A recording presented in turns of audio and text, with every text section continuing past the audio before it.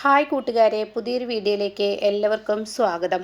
അങ്ങനെ CKCയെ കാണാൻ വേണ്ടി ജ്യോതിർമയുടെ അടുത്തോട്ട് എത്തിയിരിക്കുകയാണ് കേട്ടോ. നിർമ്മലയും ഈ പറയുന്ന നിധിയും അതുപോലെ തന്നെ ഗൗതമും കേട്ടോ. അങ്ങനെ വന്ന് ഡോർ തുറക്കുകയാണ് ജ്യോതിർമയ. അപ്പോൾ ജ്യോതിർമയ പറയാണ്, ശരി അകത്തോട്ട് കയറി വാ എന്ന് പറഞ്ഞിട്ട് ജ്യോതിർമയ വിളിക്കുകയാണ് കേട്ടോ.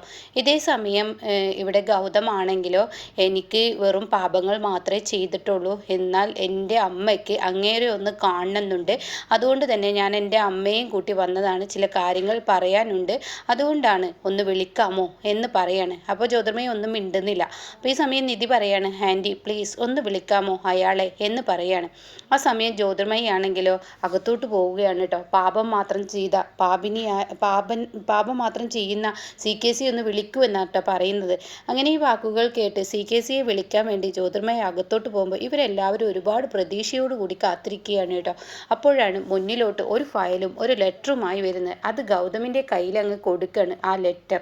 അങ്ങനെ ഗൗതം ഈ ലെറ്റർ വായിക്കുകയാണ് കേട്ടോ. അപ്പോൾ CKC എഴുതിയ ആ വരിക്കുറിപ്പുകളാണ്, അതായത് ആ കുറിപ്പിൽ എഴുതിയിട്ടിരിക്കുന്നത് CKC പറയാണ്, പാപം മാത്രം ചെയ്ത ഈ ക്രൂരനായ CK ചന്ദ്രബോസിന് ഇനി നിങ്ങളുടെ മുന്നിൽ ആരുടെയും മുന്നിൽ പിടിച്ചു നിൽക്കാൻ കഴിയില്ല. കാരണം വെറും വിജയത്തിന് വേണ്ടി ജീവിച്ച ഒരു വ്യക്തിയാണ് ഞാൻ. വെറും പണത്തിന് വേണ്ടി ഞാൻ പ്രണയിച്ച പെണ്ണിനെ ഞാൻ വഴിയെ ഈ ലെട്ടയച്ച് പിന്നീട് സ്നേഹമൊന്നും കൊടുക്കാത്ത എൻ്റെ ജ്യോതിക്ക്, സ്നേഹം എന്തെന്ന് പോലും അറിയാത്ത എൻ്റെ ജ്യോതിക്ക് കപട സ്നേഹവുമായി പണത്തിന് വേണ്ടി കല്യാണം കഴിച്ചതാണ് എൻ്റെ ജ്യോതിയെ എന്നും പറഞ്ഞിട്ടുള്ള ആ ലെറ്ററാണ് കേട്ടോ. അതുകൊണ്ട് ഇനി എനിക്ക് നിൽക്കാൻ കഴിയില്ല. ഞാൻ ചെയ്ത പാപത്തിന് എൻ്റെ മകനായ ഗൗതമിൻ്റെ മുന്നിലും അതുപോലെ നിർമ്മലയുടെ മുന്നിലോ ജ്യോതിർമയുടെ മുന്നിലും എല്ലാവരുടെയും മുന്നിലും ഞാൻ മാപ്പ് അപേക്ഷിച്ചും കൊണ്ട് ഞാൻ ഇവിടെ നിന്ന് ഇറങ്ങുകയാണ്, ഞാൻ പോവുകയാണ്. അതുകൊണ്ട് ഇനി ഞാൻ നിൽക്കത്തില്ല എന്നുള്ള വാക്കാണ് കേട്ടോ. അപ്പോൾ ഈ സമയം ഈ വാക്കുകളൊക്കെ കേൾക്കുമ്പോൾ ഉടൻ തന്നെ ഇവരുടെയൊക്കെ കണ്ണ് നിറയാണ്. ജ്യോതിർമയ പൊട്ടിക്കരയാണ്. എന്നിട്ട് ഈ ഒരു ലെറ്റർ വായിച്ചതിന് ശേഷം നിർമ്മല ലാസ്റ്റ് പൊട്ടി കരയുമ്പോൾ ജ്യോതി പറയണേ, എന്തിനു നിർമ്മല കരയണ്ട എന്ന് പറയണേ.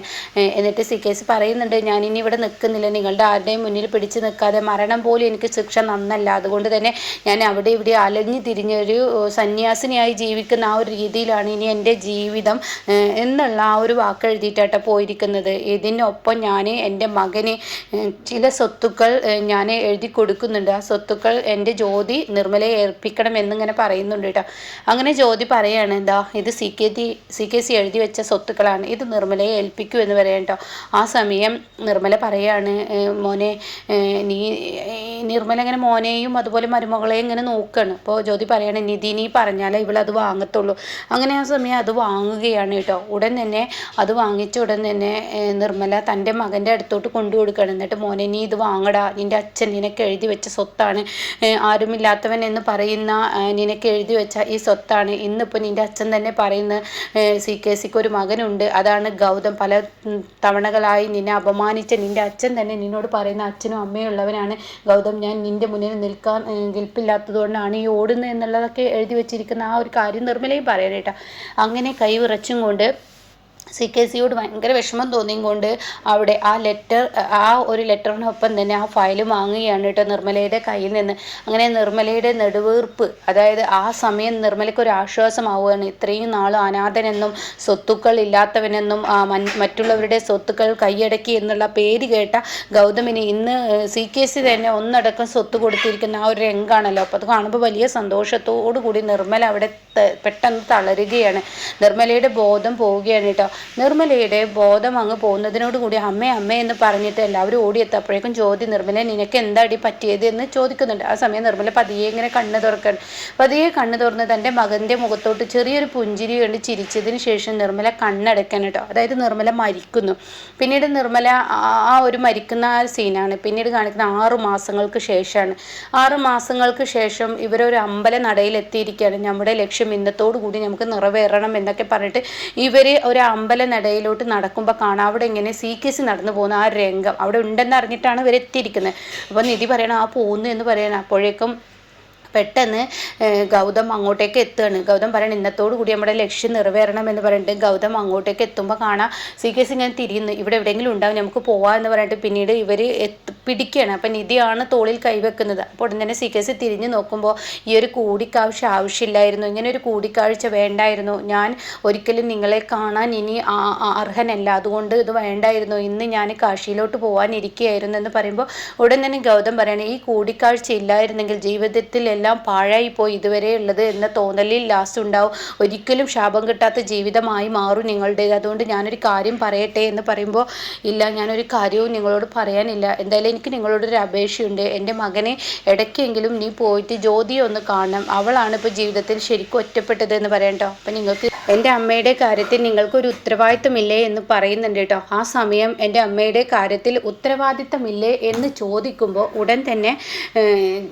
CKC ഇങ്ങനെ നോക്കുകയാണ്, അതായത് ഗൗതമിനെ എങ്ങനെ നോക്കുകയാണ്. അപ്പോൾ ഉടൻ തന്നെ ഇല്ല, നിൻ്റെ അമ്മയുടെ കാര്യത്തിൽ ഇനി ഞാനൊന്നുമില്ല, നിർമ്മലയുടെ മുഖത്ത് നോക്കാനുള്ള ആ ധൈര്യവും ഇല്ല എനിക്കെന്ന് പറയണത് പറഞ്ഞാൽ പറ്റത്തില്ല, എൻ്റെ അമ്മയെ നിങ്ങളൊരു നോക്ക് കാണണം എന്ന് പറഞ്ഞിട്ട് വാ എന്ന് പറഞ്ഞിട്ട് കൈ പിടിക്കുമ്പോൾ ഇല്ല ഗൗതം, എനിക്കതിനുള്ള ആ ഒരു നട്ടലില്ല ഇപ്പോൾ, അതൊക്കെ എൻ്റെ നിന്ന് പോയിരിക്കുന്നു, അതുകൊണ്ട് എനിക്ക് കഴിയില്ല എന്ന് പറയുമ്പോൾ പറ്റില്ല, എൻ്റെ അമ്മയെ നിങ്ങളൊരു നോക്ക് കാണണം, കാറിൽ ഇരിപ്പുണ്ട് എൻ്റെ അമ്മ എന്ന് പറഞ്ഞിട്ട് CKC പിടിച്ചു കൊണ്ടുപോകണം. ആ സമയം CKC ഇങ്ങനെ വരികയാണ്. പിന്നീട് CKC ഈ ഒരു കാറിന് അരികിലോട്ട് അടുക്കുമ്പോൾ ഉടൻ തന്നെ ഗൗതം എന്ത് ചെയ്യുന്നു, ഡോറ് തുറന്നു കൊടുക്കുകയാണ് കേട്ടോ. ഈ ഡോറ് തുറന്നു കൊടുക്കുമ്പോൾ ഉടൻ തന്നെ ഗൗതം ഇങ്ങനെ ഗൗതം എന്താ ഇങ്ങനെ ഡോറ് തുറക്കുന്നത് എന്നുള്ള ലെവലിൽ ഇങ്ങനെ നോക്കുമ്പോൾ ഡിക്കാണ് തുറക്കുന്നത്. എന്തെങ്ങനെ നോക്കുന്ന സമയത്ത് അവിടെ കാണാം മൺകുടത്തിൽ ചിതാഭസ്മം ഇരിക്കുന്ന കേട്ടോ.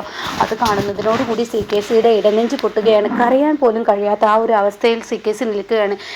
ഇതാണ് എൻ്റെ അമ്മ, ജീവിച്ചതിൽ പാപങ്ങൾ മാത്രം കിട്ടിയിട്ടുള്ള എൻ്റെ അമ്മ, സമാധാനം എന്തെന്നറിയാത്ത എൻ്റെ അമ്മ എന്ന് പറഞ്ഞിട്ട് CKCയുടെ മുന്നിൽ നെട്ടുമ്പോൾ ഉടൻ തന്നെ നിധി പറയാണ്, നിങ്ങളെ സ്നേഹിച്ചു എന്ന തെറ്റിൻ്റെ പേരിൽ മാത്രമാണ് ഇത്രയും നാളും ആ പാവം അമ്മക്ക് സമാധാനം എന്തെന്ന് പോലും അറിയാതെ മരണത്തിലോട്ട് കീഴ്പ്പെടുത്തിയിരിക്കുന്നു. അപ്പോൾ അവരുടെ ആത്മശാന്തിക്ക് വേണ്ടിയിട്ടേലും നിങ്ങൾ ഈ ചിതാഭസ്മം ഒഴുക്കാൻ ഉണ്ടാവണം എന്ന് പറയുന്നത്. അപ്പോൾ ഗൗതം പറയുന്നത് ശരിയാണ്, എൻ്റെ അമ്മയുടെ ചിതാഭസ്മം ഒരുക്കാനെങ്കിലും നിങ്ങൾക്ക് ഒപ്പം ഒന്ന് വന്നൂടെ, എൻ്റെ അമ്മയ്ക്ക് ഇനിയെങ്കിലും ഒരു സ്വസ്ഥമായ ജീവിതം കിട്ടിക്കോട്ടെ, അതുമാത്രമല്ല നിങ്ങൾക്ക് എൻ്റെ അമ്മയിൽ നിന്നും പാപമോചനം കിട്ടണമെന്നുണ്ടെങ്കിൽ ഇത് നിങ്ങൾ ചെയ്യണമെന്ന് പറയണം. അപ്പോൾ CKC ഓ എന്നുള്ള ആ അർത്ഥത്തിൽ മൗനമായി ചെയ്യാമെന്ന് പറയുകയാണ് കേട്ടോ. പിന്നീട് ഇവർ കടൽവക്കത്തോട്ട് പോകുന്ന ആ ഒരു രംഗാണ്. അവിടെ ചെന്നിട്ട് വേണ്ട കർമ്മങ്ങളൊക്കെ ചെയ്ത് ഗൗതം ഇങ്ങനെ പൊട്ടി കരയുകയാണ് കേട്ടോ. ആ സമയം CKC ഒപ്പം നിൽക്കുന്നുണ്ട്. എന്നിട്ട് രണ്ടുപേരും ആ കർമ്മങ്ങളൊക്കെ ചെയ്തതിന് ശേഷം പുഴയിലോട്ട് ഈ ചിതാഭസ്മം ഒഴുക്കി കളയുകയാണ് കേട്ടോ. ഇതേ സമയം ഗൗതം ഇങ്ങനെ കരയുകയാണ്. ഗൗതമിൻ്റെ കണ്ണിൽ നിന്ന് കണ്ണുനീർ തുള്ളികൾ നിറഞ്ഞൊഴുകുന്നു. CKCക്ക് ഒന്നും പറയാനില്ല.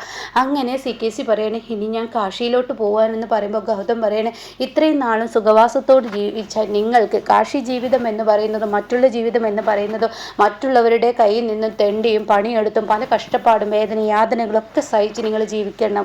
അതിൽ നിന്ന് നിങ്ങൾക്ക് പണക്കാരനായ CKC ആവാതെ വെറും ചന്ദ്രബോസായി CK ചന്ദ്രബോസ് എന്ന് പറയുന്നതിനേക്കാൾ നല്ല വെറും ചന്ദ്രബോസായി ഗൗതമിൻ്റെ അച്ഛനായി നിങ്ങൾക്ക് എൻ്റെ കൂടെ വന്നൂടെ എന്ന് ചോദിക്കുമ്പോൾ ഉടൻ തന്നെ CKCക്ക് പറയാൻ വാക്കുകളില്ല കേട്ടോ. CKC നന്ദിയുണ്ട് എന്ന് പറഞ്ഞിട്ട് കൈകൂപ്പി നിൽക്കുന്ന ആ ഒരു സീനാണ്. പിന്നീട് CKC ഒന്നും മിണ്ടാതെ അങ്ങനെ നടന്നു പോകണം. ഇതേ സമയം ഗൗതം ഇങ്ങനെ പൊട്ടി കരയാണ് കേട്ടോ, നിധിയെയും പിടിച്ചിട്ട്. അപ്പോൾ ഇങ്ങനെയാണ് ശുഭം എന്ന് പറഞ്ഞ് അവസാനിച്ചിരിക്കുന്നത് കേട്ടോ.